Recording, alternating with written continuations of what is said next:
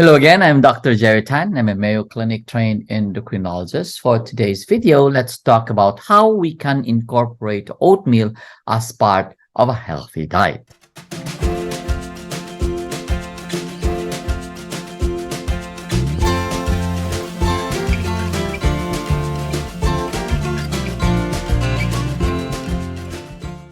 Oatmeal-based diets are popular breakfast food in our country as well as in many countries around the world.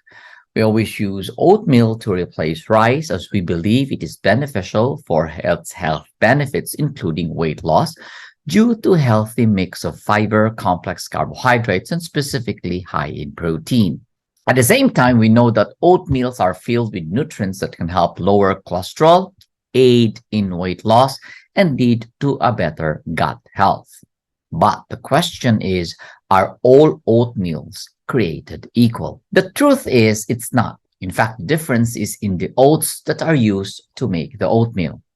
Now, the best and the most nutritious are the least processed forms like the steel cut and the rolled oats.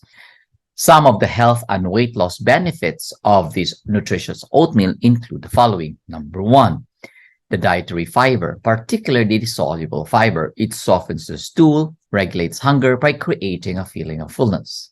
Number two, another perk of eating rolled oats is its low glycemic index, in fact, lower than whole wheat bread, which means that oatmeal keeps your blood sugar from spiking too high during and after meals, which may help fend off hunger longer. Number three, one type of soluble fiber, the beta-glucan, is found in oats and has been shown to help activate your infection-fighting blood cells, and therefore they can act like an immune booster.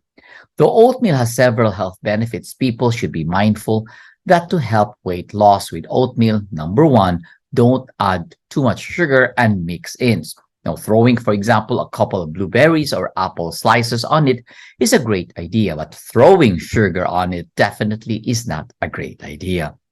Number two, keep in mind that the recommended portion size of half a cup of dry oats as a healthy serving, because eating more can defeat the purpose of weight loss. And number three, stay away from instant or flavored oats, because instant oats are more highly processed. They have less fiber and therefore a higher glycemic index. Now, although no research study has directly linked eating oatmeal with weight loss, studies have found it to be effective in appetite control.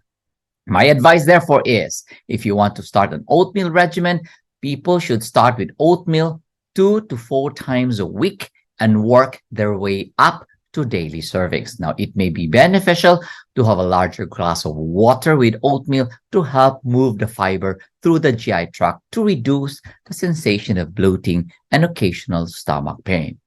Those introducing oatmeal to the diet, therefore, should start slowly and therefore avoid instant and flavored oats. Again, reminder, always eat in moderation. This is Dr. Jerry Tan. Stay safe. See you again soon.